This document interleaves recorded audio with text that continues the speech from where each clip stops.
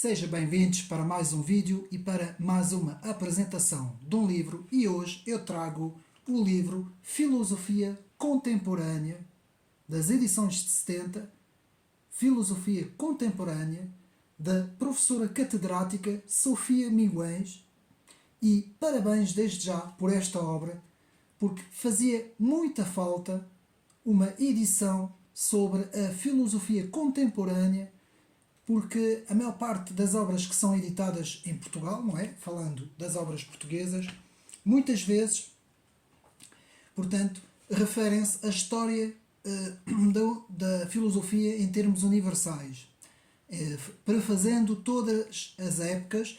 E aqui temos, portanto, um livro muito interessante que nos apresenta as figuras e os movimentos da filosofia contemporânea de uma escrita acessível e de uma forma bastante interessante sobre todos os movimentos, as correntes, as figuras, os pensadores dentro da chamada filosofia contemporânea. Portanto, é uma obra essencial. Portanto, eu vou mais uma vez mostrar uma obra muito importante dentro da filosofia, que saiu recentemente, portanto em maio de 2023, prefaz sensivelmente 300 e tal páginas, e é uma obra, como eu disse, muito interessante e bastante bem organizada também em termos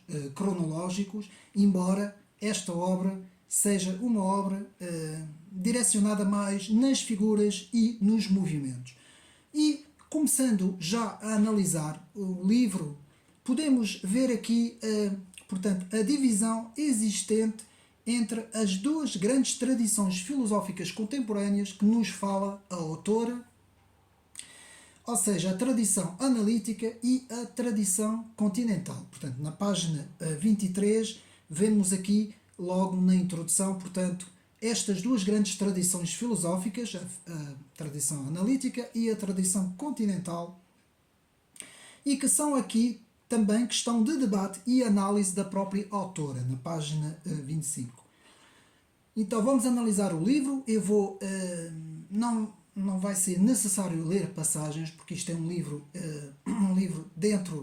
mais dentro do, digamos assim, da filosofia e dentro da compreensão das figuras, dos movimentos e das correntes, e portanto será mais fácil fazermos então o resumo destas figuras e destes movimentos para podermos analisar a obra.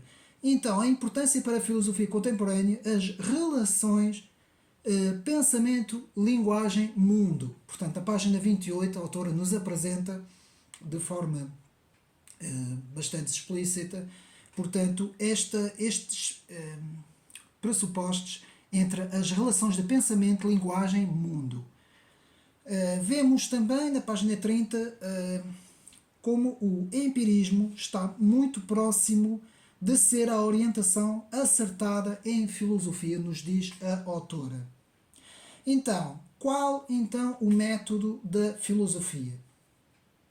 Então, temos aqui uma série de filósofos que a autora nos vai aqui apresentar, e temos aqui, portanto, Kant, Hegel, Nietzsche, Frege, Husserl e Wittgenstein, que serão basicamente os filósofos, digamos assim, de peso, que tiveram maior importância na filosofia continental.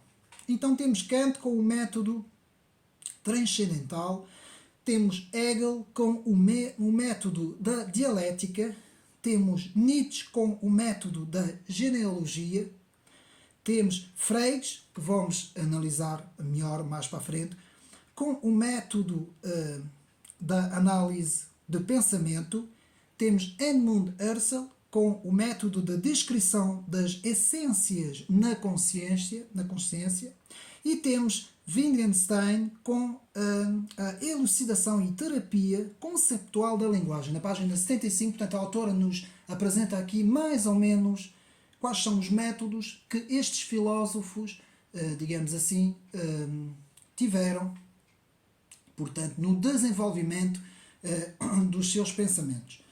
E começamos então com Kant. O livro começa com Immanuel Kant, porque para perceber, digamos assim, a filosofia contemporânea, temos que ter, portanto, temos que ter a noção que temos que partir de Immanuel Kant.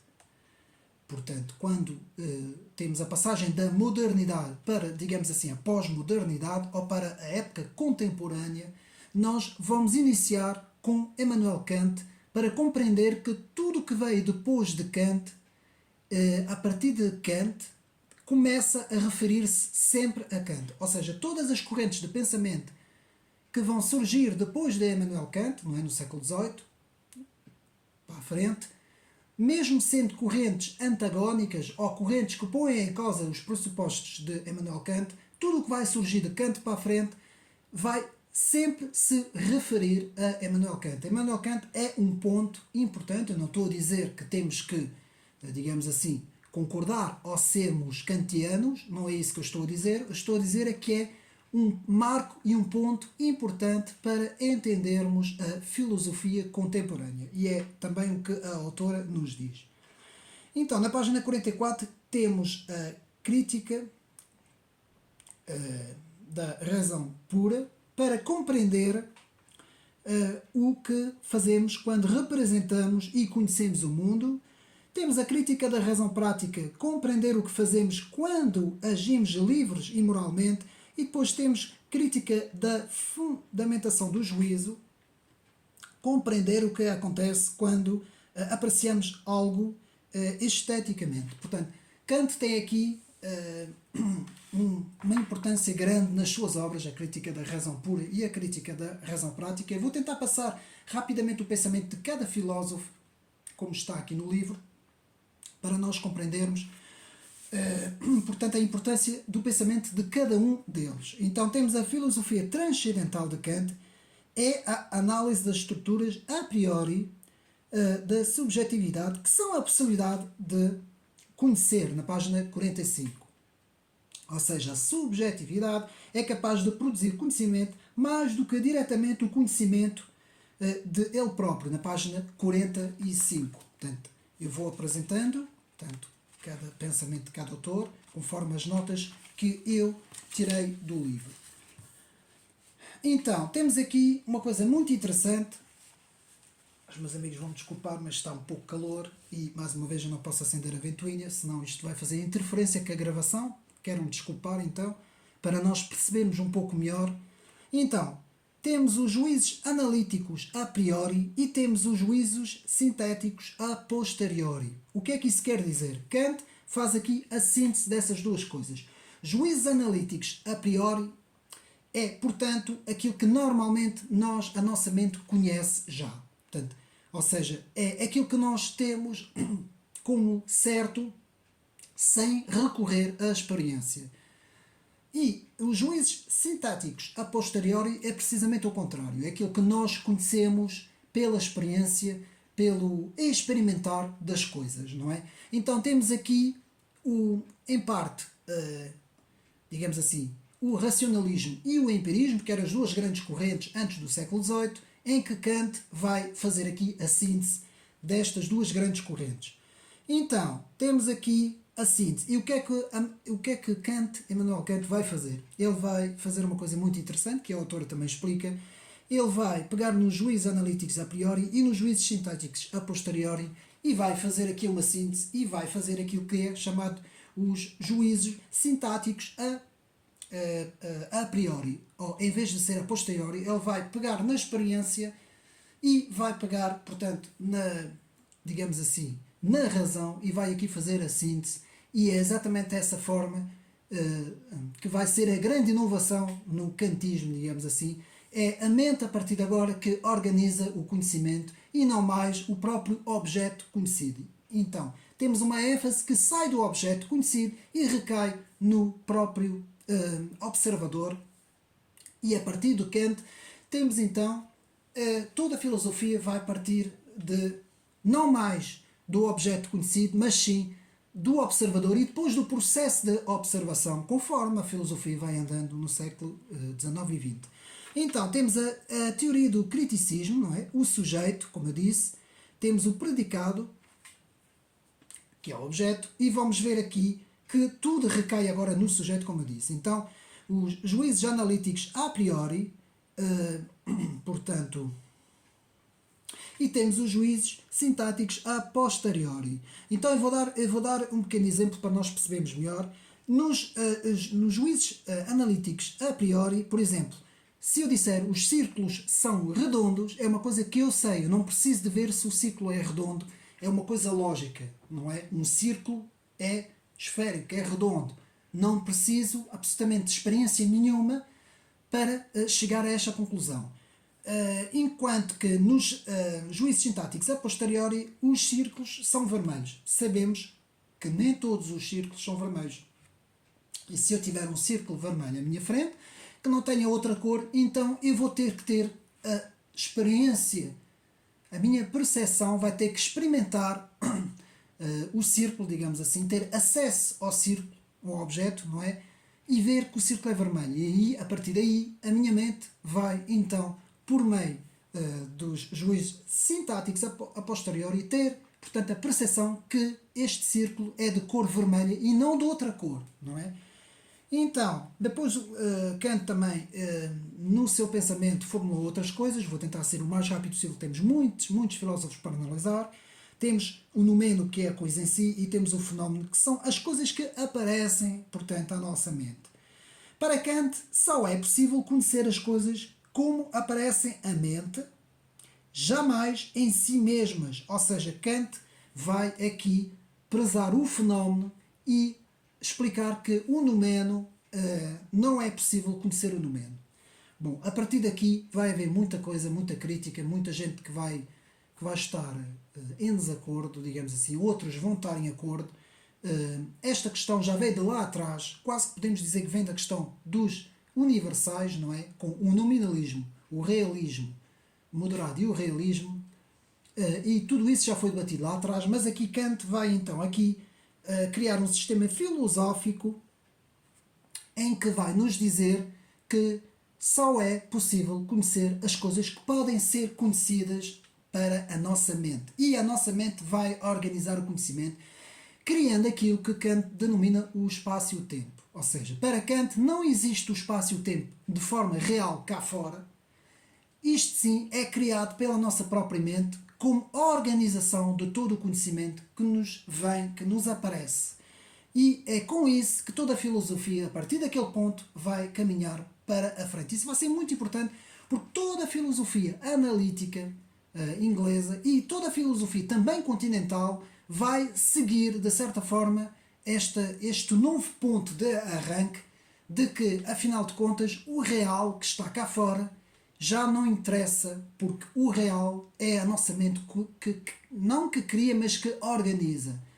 E por isso é que há esta síntese entre os juízos a priori e os analíticos a priori e os sintáticos a posteriori, e depois há esta síntese que Immanuel Kant faz com os juízes sintáticos a priori. Vai inverter as coisas, é uma jogada de mestre, digamos assim, e vai então criar essa nova visão de que, de facto, e é por isso é que Kant diz que a metafísica não é possível ser conhecido de forma racional pela nossa mente e também de forma empírica, e que vai haver então uma forma de se olhar para aquilo que é transcendente apenas na forma como nós agimos. Precisamos de uma referência que nós não podemos conhecer, que é Deus, para Kant, mas apenas no plano moral, e é isso é que vai ser, portanto, digamos assim, o seu livro Crítica da Razão Prática, e depois também a própria moral kantiana, não é? Que Kant vai formular o imperativo categórico e também,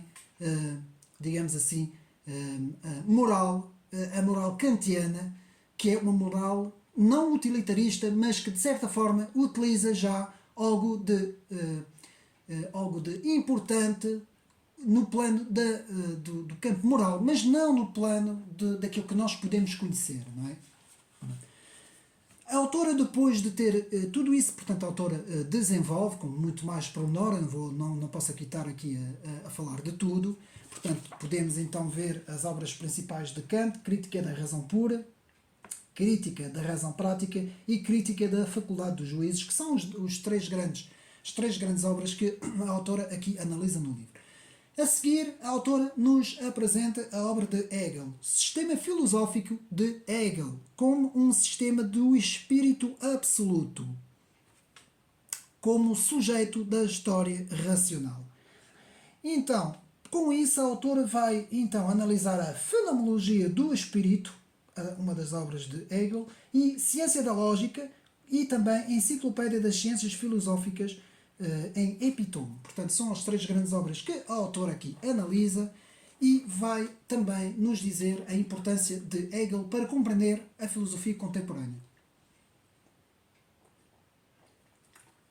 Meus amigos, mais uma vez eu relembro que esta é uma obra importantíssima, volto a mostrar, para quem quer estudar filosofia contemporânea, em termos panorâmica, é uma obra importantíssima. Depois, lendo esta obra e depois lendo as obras dos autores, fica-se então com digamos assim, uma noção mais, digamos assim, explícita, digamos assim, sobre a própria filosofia contemporânea e as várias figuras e movimentos. Então, o que é real é racional e o que é racional é real, nos diz Hegel, não é? E ela vai centrar todo o seu pensamento na chamada dialética. Dialética e filosofia da história que se aplica à própria realidade enquanto racional. Página 71. Vemos então aqui uma visão teleológica, uma visão que olha para uma certa visão, um certo alvo, não é? Há, digamos, uma marcha na história, no espaço e no tempo, que Hegel vai nos falar. Essa visão teleológica como uma finalidade. Então, é um idealismo alemão que aparece aqui na obra de Hegel, onde a realidade é racional porque é espírito e espírito absoluto que comanda a marcha da humanidade. Página 70. Depois então temos os movimentos da dialética, na página 76, temos a tese, a antitese, a síntese, e depois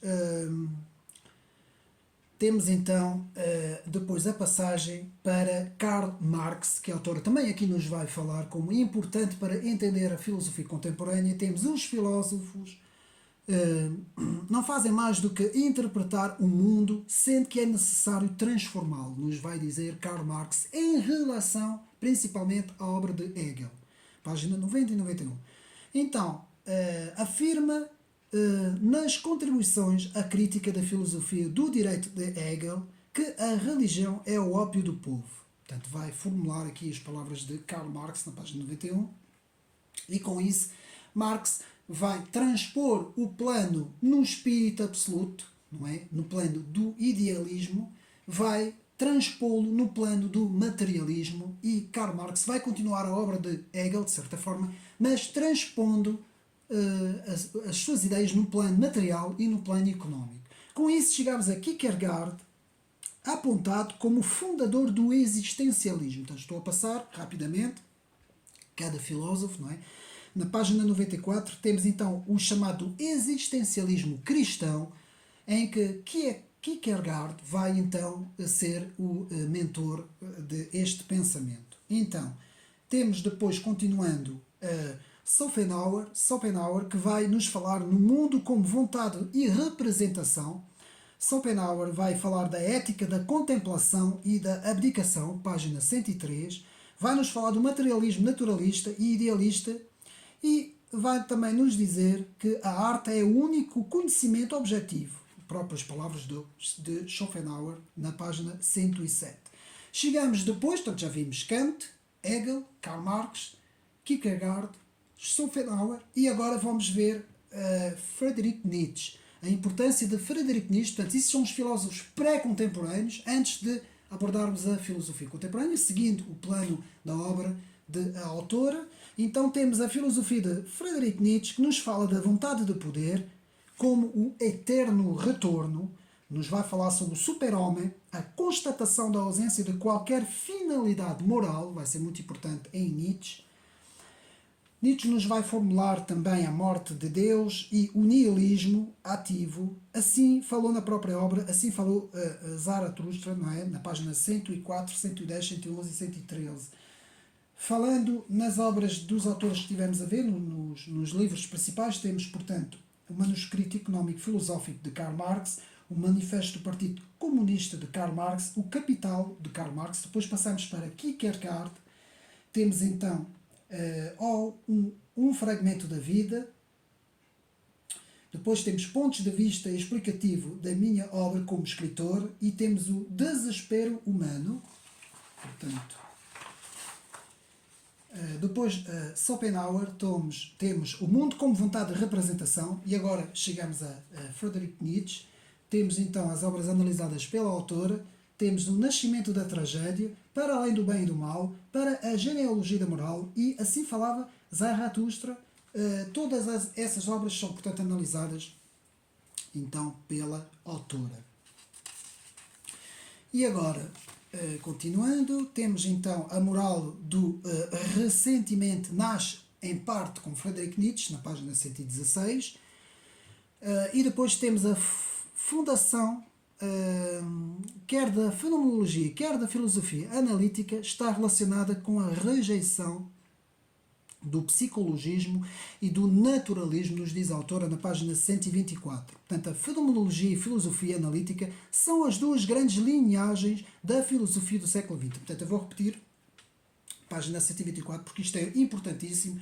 Portanto, a fenomenologia e filosofia analítica são as duas grandes linhagens, digamos assim, da filosofia do século XX, na página, portanto, 124. E chegamos aqui, então, à primeira metade do século XX.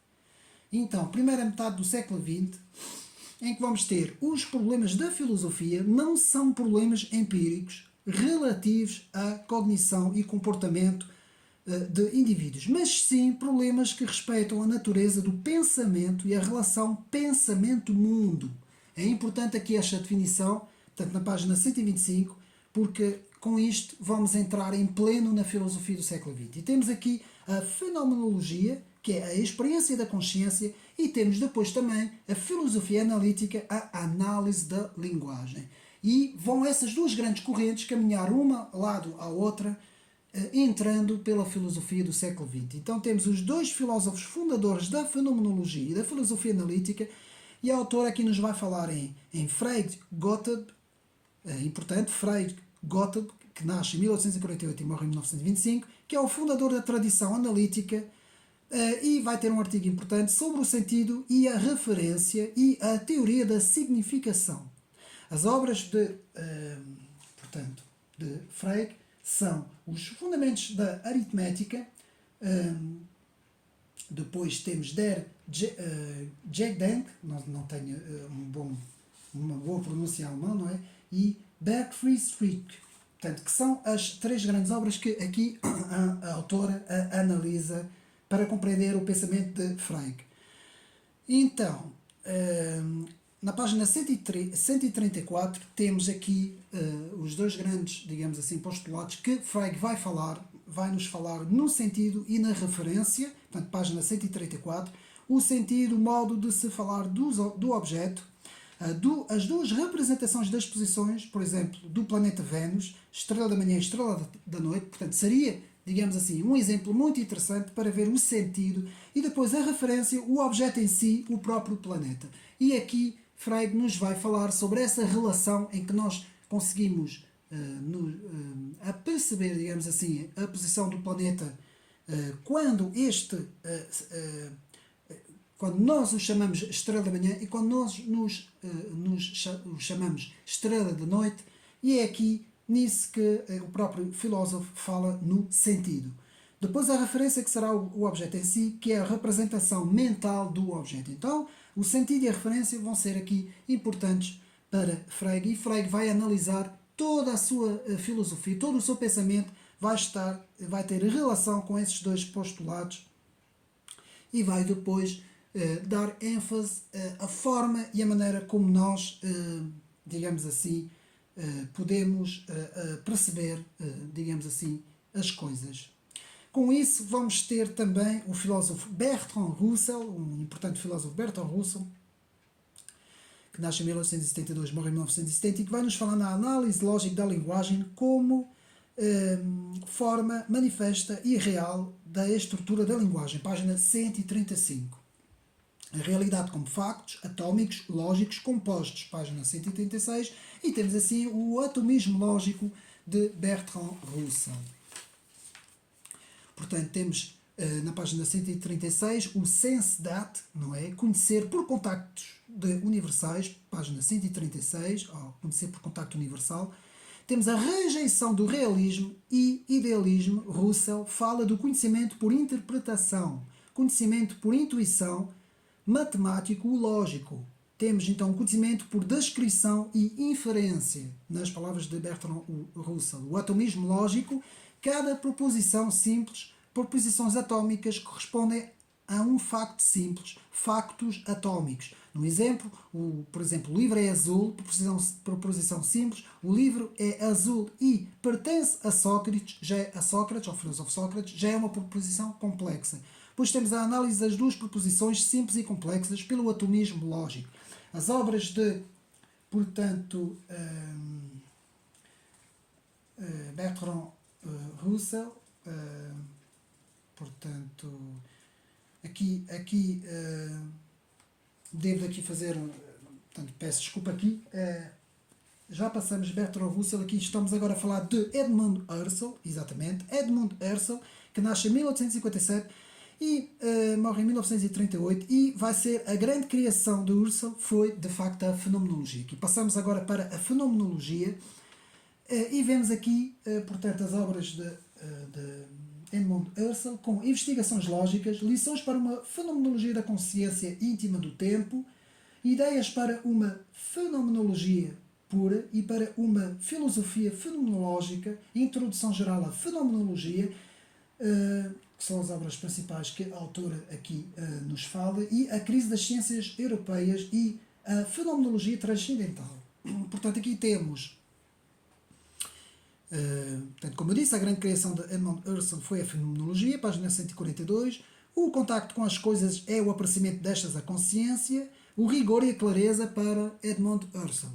Temos então assim a fenomenologia, corrente do pensamento fenomenologia, e como filosofia da ciência rigorosa, pautada por um elemento mais exato. Tudo o que eu estou a falar são apontamentos aqui do livro, portanto está tudo aqui, portanto mais uma vez eu mostro, na filosofia contemporânea da autora catedrática Sofia Miguens. Portanto tem aqui, podem ver mais uma vez o livro, das edições 70. Então continuamos.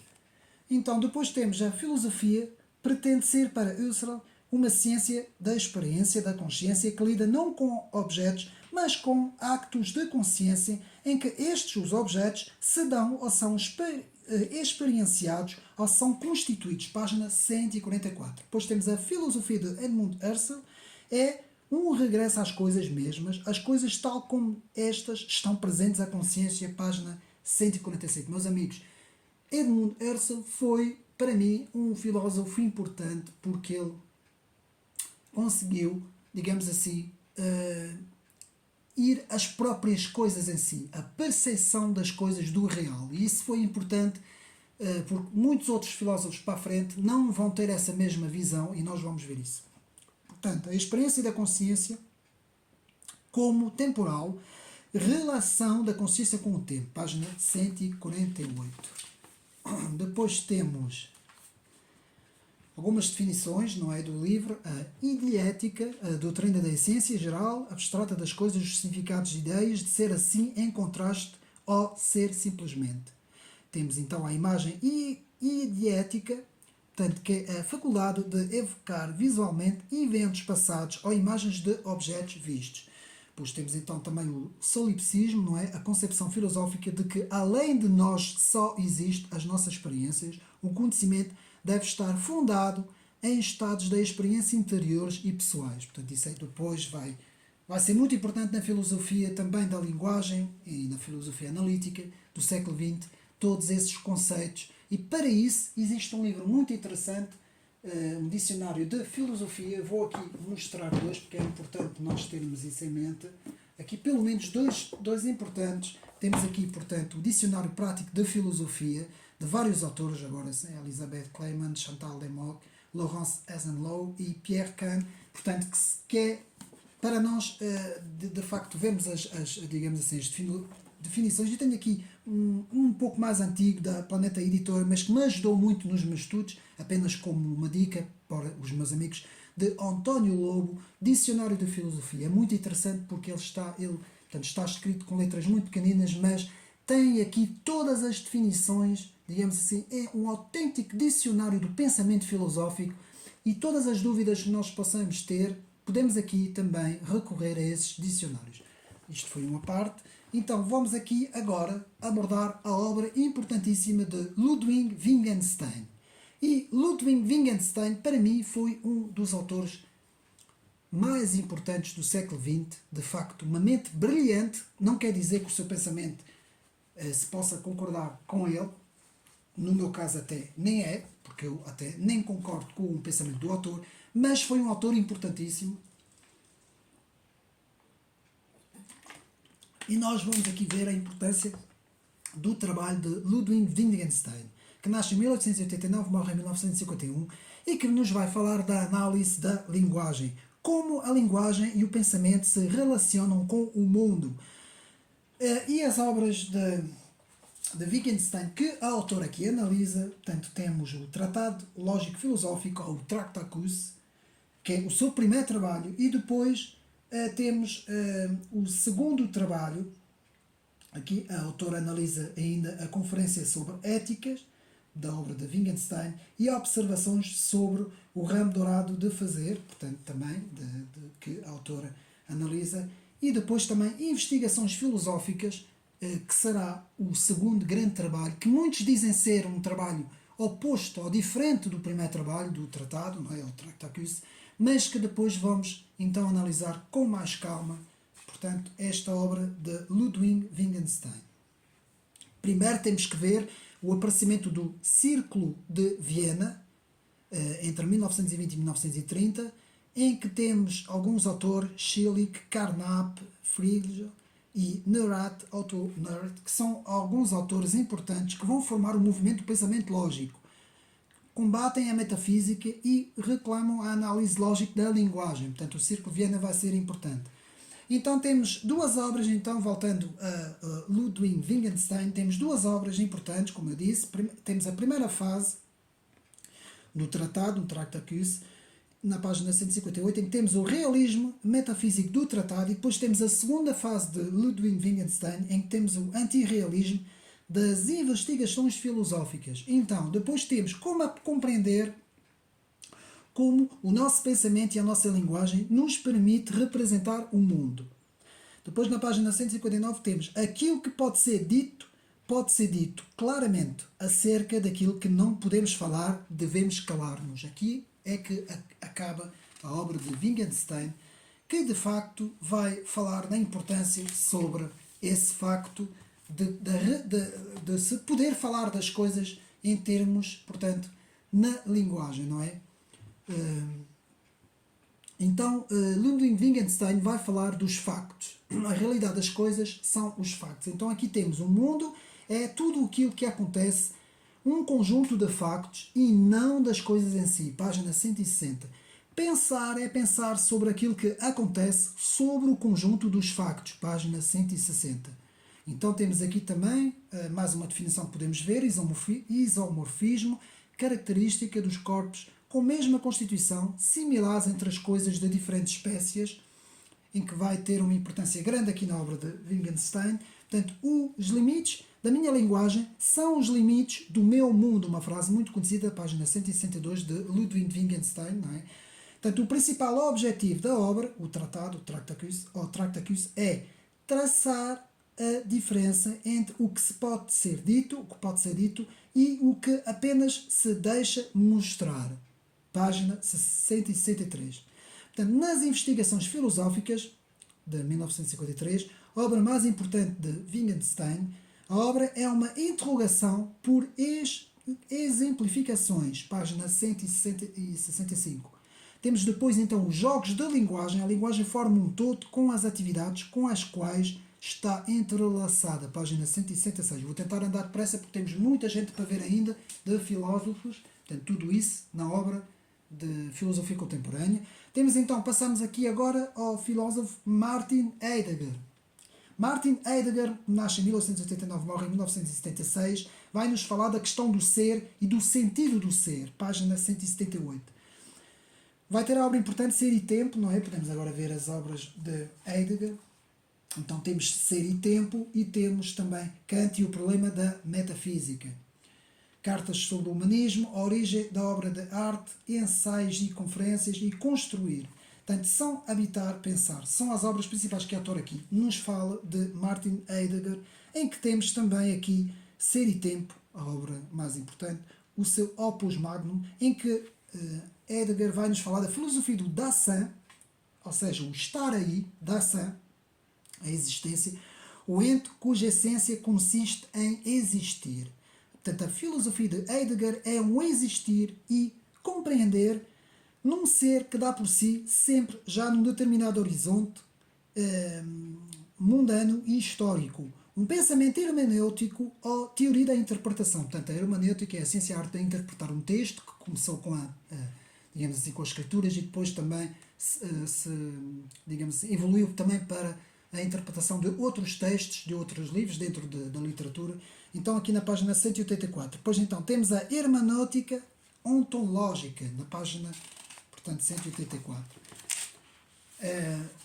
E depois temos então o chamado Gestel, não é? Que é a noção de Gestel, palavra alemã, interpretação sobre a técnica moderna. Tudo isso está na obra de Heidegger, podemos aqui ver aqui com mais calma no livro, e vamos agora passar para a segunda parte do século XX, em que a autora nos vai falar da importância também da tradição francesa. Então, a França e a cultura francesa chegaram a ser referência intelectual e académica em muitos pontos do mundo. Portanto, página 193. Então, depois temos, então, a autora nos fala da geração da suspeita, Nietzsche, Freud e Marx. Os três grandes filósofos do H, não é? Os três Hs, digamos assim, Hegel, Heidegger e Husserl, página 194. E com isso chegamos à análise do filósofo Jean-Paul Sartre. Então aqui temos tanto Jean-Paul Sartre, que nasce em 1905-1980, que faz parte da tradição francesa, não é?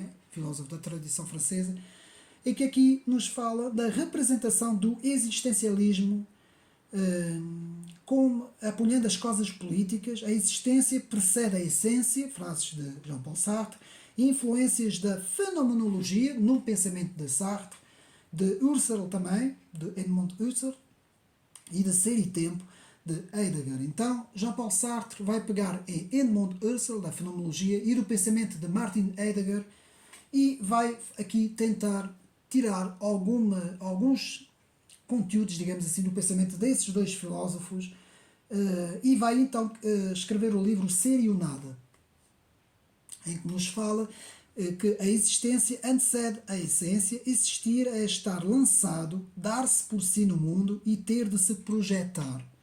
Jean-Paul Sartre, página 199. O Ser e o Nada, de Sartre, comparado à obra de Ser e o Tempo, de Heidegger. Aqui uma comparação, página 200. Então, depois chegamos ao filósofo, estou a fazer rapidamente, não é? Uma síntese muito rápida de cada filósofo, não é isso? Nós precisaríamos de um vídeo de quase 2 horas para cada um deles, não é? Vejam bem, eu aqui estou a fazer isto de forma rápida para vos explicar que tudo isso está aqui no livro, uns atrás dos outros, não é? Analisando os filósofos uns atrás dos outros. Então depois chegamos a Maurice Merleau-Ponty, portanto francês, não é? Que nasce em 1908 e morre em 1961, fenomenologista francês, influenciado por Husserl e Heidegger, vai-nos falar da experiência humana e a percepção como principal interesse filosófico. A psicologia do Gestalt, doutrina da psicologia, baseado na ideia da compreensão da totalidade para que haja a percepção das partes. Olhando para a panorâmica da totalidade para depois ter a percepção das partes, Merleau-Ponty procura entender a relação entre a consciência e a natureza. Página 204. Merleau-Ponty reconhece a análise como uma corporalidade da consciência. Página 207. Portanto, o sujeito observa o objeto diante da sua consciência em total harmonia com a sua forma, a partir da sua consciência perceptiva. O conhecimento nasce do próprio fenómeno. Portanto, depois passamos então para Michel Foucault, a importância também de Michel Foucault, outro filósofo francês importantíssimo, que nasce em 1926, morre em 1984, professor de Cátedra Histórica dos Sistemas de Pensamento, vai-nos falar em poder e conhecimento, usados como discursos de controle social. Portanto, todo o discurso é um poder, nos vai falar Michel Foucault, página 210 a 211, que vai também influenciar muito Judith Butler, que vamos ver quem é mais para a frente, que foi muito influenciado por ele e por essa visão do discurso do poder. Então, depois temos na página 213 Jacques Derrida, nasce em 1930, morre em 2004, na página 213. Então temos Jacques Derrida, o filósofo da desconstrução, ideia da crítica à fenomenologia enquanto ciência da consciência, ideia da desconstrução. E nas obras de Derrida, primeiro vamos ver as obras de Sartre, a transcendência do ego, o ser e o nada, a crítica da razão dialética. Merleau-Ponty, que tivemos a ver também, nos fala da estrutura do comportamento, a sua obra, fenomenologia da percepção, o visível e o invisível, o olho e o espírito. E agora Michel Foucault, história da loucura, as palavras e as coisas, vigiar e punir, história da sexualidade, das obras de Foucault. E agora Jacques Derrida, gramatologia, uma obra que eu tenho no meu canal, podem ir lá e ver o resumo do livro. Temos então a voz e o fenómeno, a escritura e a diferença e margens da filosofia. Então, Derrida aqui, o filósofo da desconstrução na tradição francesa, também vai ser importante dentro das ideias da filosofia contemporânea. A ideia da crítica à fenomenologia enquanto ciência da consciência, ideia de desconstrução na obra Gramatologia, portanto, a escritura e a diferença, e os privilégios da presença, projeto da desconstrução. Então chegamos também ao próximo filósofo também da tradição francesa, Gilles Deleuze, nasce em 1925, morre em 1995, com a sua obra O Anti-Édipe, escrito em parceria com Félix Guattari, não é? Também bem conhecido. Deleuze escreve Nietzsche e a filosofia, diferença e repetição, o Anti-Édipe, a imagem-movimento e a imagem-tempo. Vai aqui haver uma grande influência da obra de Henri Bergson, portanto, nas ideias de Gilles Deleuze, que nos vai falar do Anti-Édipe e principalmente da figura do pai, uma crítica muito grande à figura do pai. Passamos agora a Paul Ricoeur, que nasce em 1913, morre em 2005, nos vai falar da resposta da hermenêutica ao estruturalismo, página 221, à significação e ao significado da existência, página 222, combina a fenomenologia com a hermenêutica e inicia a fenomenologia da religião. Portanto, Paul Ricoeur aqui com a metafísica viva, as obras que a autora analisa. Depois temos, então, deixe-me ver se eu consigo aqui, vamos dobrar aqui. Temos, portanto, o tempo e narrativa, o si mesmo com o outro, que são as obras principais, em que vamos ter a resposta da hermenêutica ao estruturalismo, na página 221, como sendo o principal ponto de Paul Ricoeur.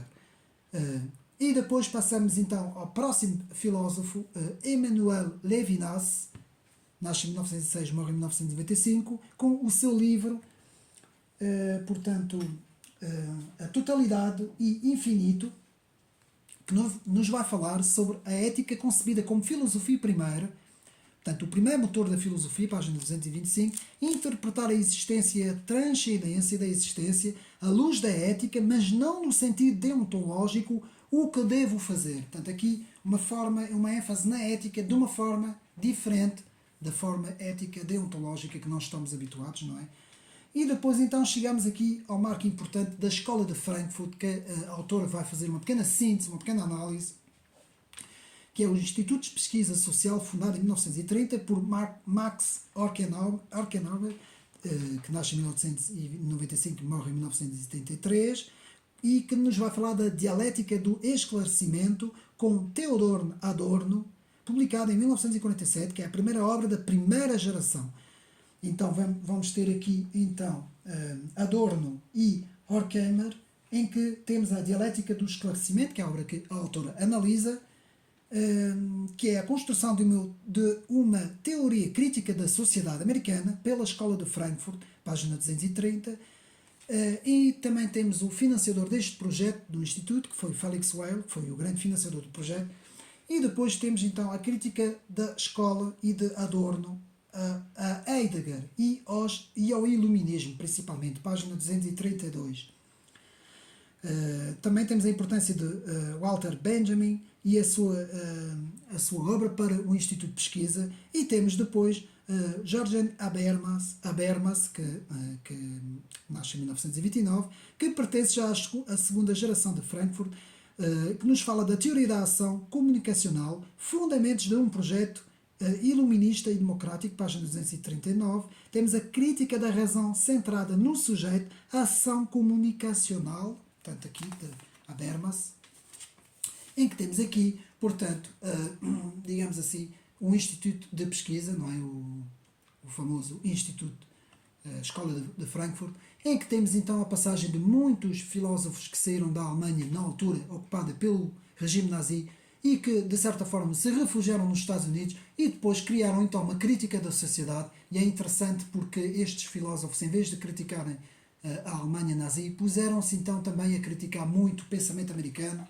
e com isso criaram, portanto, como nós podemos ver, a dialética do esclarecimento e depois a chamada dialética negativa. A autora aqui não analisa muito esta obra, mas atenção, meus amigos, para compreender também muito do que se passou do que começou a passar na segunda parte do século XX, temos que analisar muito bem a escola de Frankfurt, porque a escola de Frankfurt vai dar origem ao chamado neomarxismo, porque eles, com também Herbert Marcuse, eles vão também pregarem muito do marxismo original e vão fazer ali, principalmente com a dialética do esclarecimento e a dialética negativa, vão criar ali, digamos assim, uma contestação a tudo o que se passa na sociedade, partindo num ponto fora desta própria crítica, não é? Isso é preciso perceber um pouco sobre a filosofia de Frankfurt e entender a importância que estes autores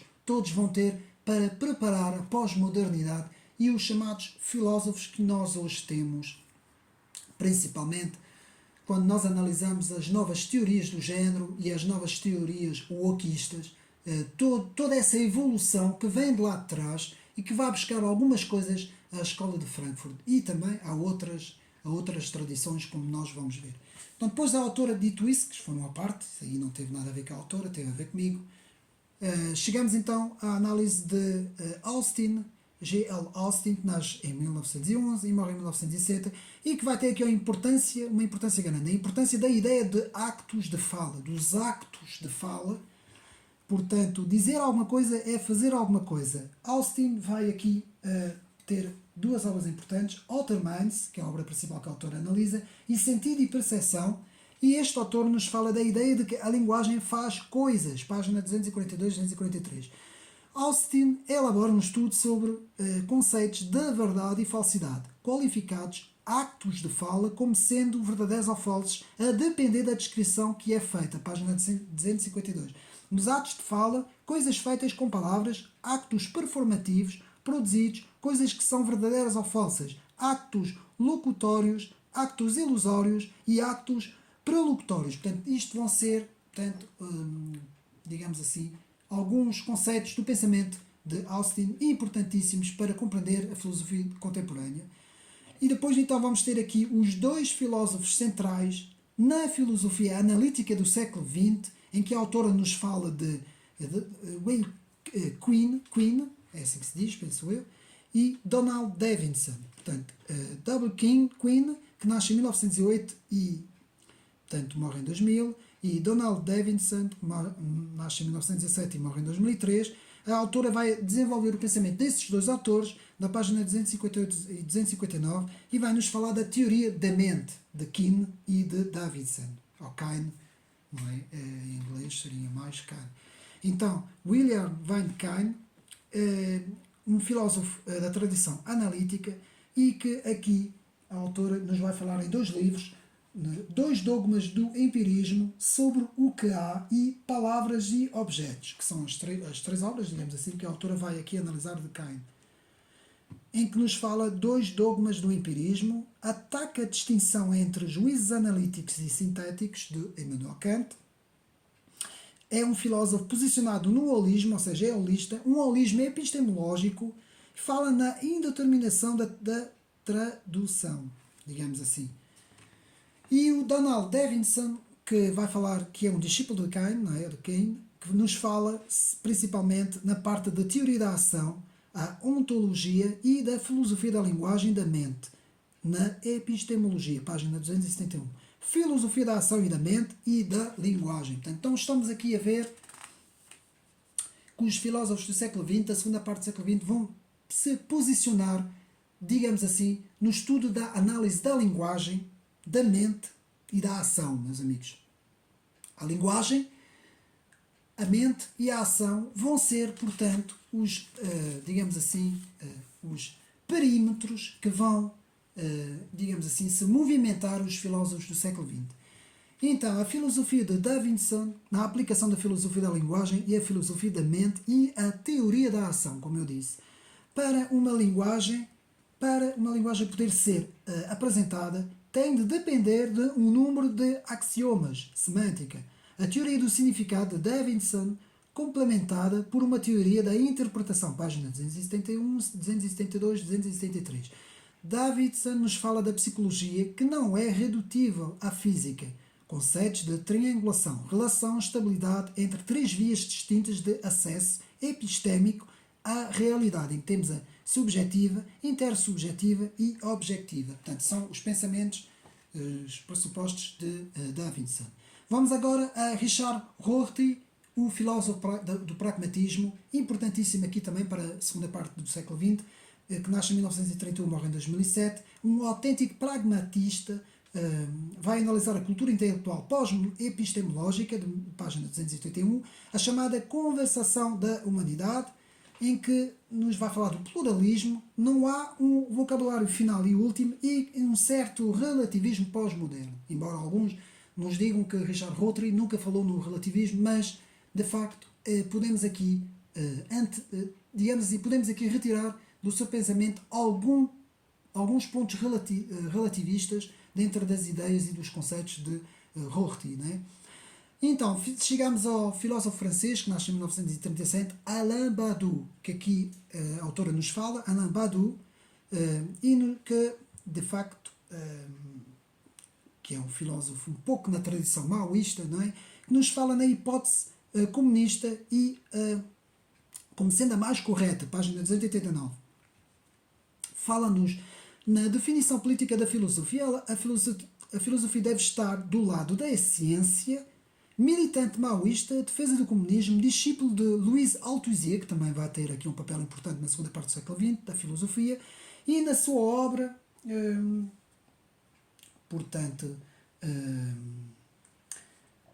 o ser e o evento, manifesto pela filosofia, l'antifilosofia de Wittgenstein, faz aqui uma crítica a Wittgenstein, a ideia do comunismo, a aventura da filosofia francesa do século XX, portanto, as obras principais de Alain Badiou.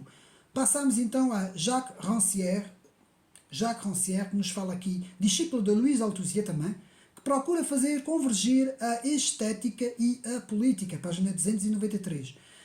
Antes tem uma dimensão política, portanto, e vai nos falar sobre o papel da arte também, e o pós-marxismo e o pós-estruturalismo, o pensamento de Jacques Rancière. Chegamos também aqui ao filósofo Zizek, nasce em 1949, Slavoj Zizek, filósofo esloveno, crítico do capitalismo, marxista e hegeliano, que se vai definir como um, digamos assim, continuador dessas tendências. Portanto, tentou dissolver fronteiras entre a alta cultura e a cultura popular, página 296, projeto hegeliano pós-marxista, crítica das ideologias. Althusser é a referência maior do pensamento de Zizek. Portanto, a sociedade pós-moderna, para Zizek, baseia-se na negação da autoridade do outro. A análise marxista portanto, as análises marxistas são um fracasso para Zizek. Portanto, sua teoria, o simbólico, o real e o imaginário. Chegamos agora a Giorgio Agamben. Eu estou a andar assim um pouco depressa, porque tem que ser. Nasce em 1948, portanto, Agamben, com 3 obras aqui: Infância e História, A Linguagem e a Morte, O Poder Soberano e a Vida Nua, que vai nos falar sobre o saber e o significado do falar, o que significa a linguagem, existir, temas, estética e política, estado de exceção. É um filósofo continental e italiano. Sua produção, portanto, centra-se entre a filosofia, a literatura e principalmente a política, página 301, 302 e 303. Chegamos também a uma breve e pequena referência a Simone de Beauvoir, página 304, 305, nasce em 1908, morre em 1986. Central para a história da teoria feminista, livro O Segundo Sexo, 1949, e o livro que é o livro base, digamos assim, do feminismo atual. Portanto, são as várias orientações ao feminismo. Depois há uma série de autoras, já agora aqui não vou dizer o nome delas todas, senão nunca mais saímos daqui. São para aí 1, 2, 3, 4, 5, 6, 7, 8, 9, 10 autoras que aqui, portanto, Sophie Bibas vos fala. E por fim, chegamos a uma filósofa importante para compreender também uma parte da filosofia atual, digamos assim, quando nós falamos em teoria do género, quando nós falamos em neofeminismo, há uma série de coisas que nós hoje falamos, e estamos a falar de Judith Butler, a famosa Judith Butler, que nasce em 1956, em que aqui temos aqui principalmente a obra Problemas do Género, Feminismo e Subversão da Identidade. Podemos ver aqui as influências de G.L. Austin e Derrida, como também Foucault. Fala-nos na performatividade do género, questões de corporeidade, a identidade de género, questões de justiça social. Portanto, Judith Butler, como sabemos, doutorada em Filosofia na Universidade de Yale, aqui na página 305, que é a fundadora da chamada Teoria Queer. Seus livros Problema do Género, Feminismo e Subversão da Identidade, página 306, que foi escrita em 1990, vai ter aqui uma importância muito grande.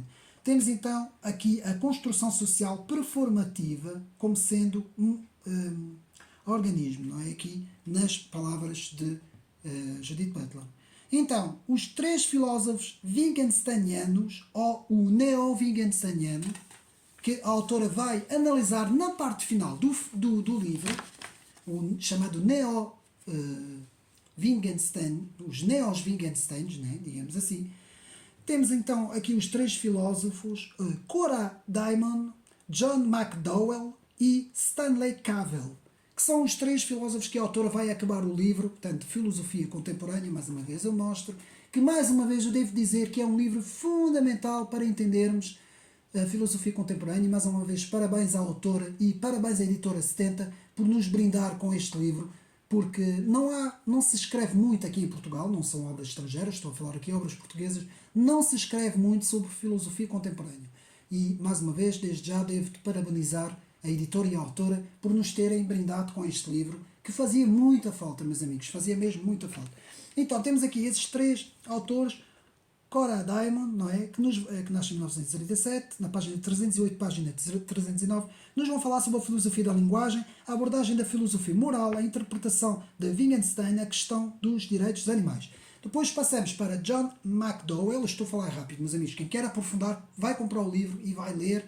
Pode o fazer, pode tirar apontamentos, pode estudar o livro e depois ler as obras dos autores, meus amigos. Então temos a filosofia da mente, filosofia da linguagem, realismo sem empirismo, a posição de defesa existencialista sobre a mente, e os pensamentos só podem existir em seu ambiente social e físico. Portanto, estamos a ver aqui a obra de John McDowell. Portanto, continuando com a obra de John McDowell, um certo relativismo de valores, crítica ao naturalismo, reducionismo na analítica, naturalismo liberal, agente moral perceptível das circunstâncias, ou da circunstância. Página 353, 354. Chegamos então a Stanley Cavell e a obra de Stanley Cavell, que nasce em 1926, morre em 2018, página 335 e 336 por aí adiante, e temos então orientações wittgensteinianas em estética, cepticismo, página 336, filosofia como educação de adultos, o comum como guia da filosofia, a questão do perfeccionismo, falar aqui muito nessa questão do perfeccionismo, e também as influências de Wittgenstein e de Austin. Meus amigos, chegamos ao fim do livro, tivemos rapidamente vários autores, meus amigos, porque há muito mais, mas a autora também não conseguiu meter todos, não é? Que é normal, senão tinha que ser um livro de 1000 páginas ou vários tomos, digamos assim, não é? Mas a grande conclusão do livro, segundo a autora, é a construção de uma visão abrangente e panorâmica de todas as figuras e movimentos da filosofia contemporânea e tentar uma aproximação do estudo das várias correntes filosóficas contemporâneas. Não uma divisão, não eu estudo esta corrente e não quero saber das outras, não eu gosto desta mas não gosto das outras, ou então gosto daquela mas não gosto desta, não, mas sim, antes pelo contrário, digamos assim, uma visão de conjunto, digamos assim, uma constituição, digamos assim, de conjunto sobre as várias correntes, tentar analisar as correntes, umas relacionadas umas com as outras, fazendo comparações, não é? Fazendo o tal estudo de filosofias, de correntes de pensamento comparadas, que é uma disciplina muito interessante, sobre as várias visões filosóficas, tentar entender porque é que um autor teve uma influência de outro autor, porque é que outro autor pensou de uma forma completamente divergente com o autor antecedente, compreender todas essas coisas, compreender os marcos importantes, as rupturas importantes dentro da história da filosofia. Portanto, o marco importante de Immanuel Kant, na vinda de Immanuel Kant, a importância, por exemplo, de Heidegger para o pensamento pós-moderno, a importância, por exemplo, do próprio Wittgenstein, né? Autores como, por exemplo, podemos dizer, tiveram uma importância grande na filosofia contemporânea, por exemplo, de certa forma, podemos falar também no próprio Nietzsche, não é? No próprio Edmund Husserl, que para mim foi um filósofo importantíssimo, dentro da transição francesa, Foucault, Derrida e Sartre, na pós-modernidade, Jean-François Lyotard também, que tenho um vídeo, podem ir também ao meu canal ver, Jean-François Lyotard, que teria falado também sobre o fim das metanarrativas. Portanto, aqui o próprio Paul Ricoeur, uma série de autores importantíssimos, Austin Kane, os próprios três que eu falei agora no fim, não é?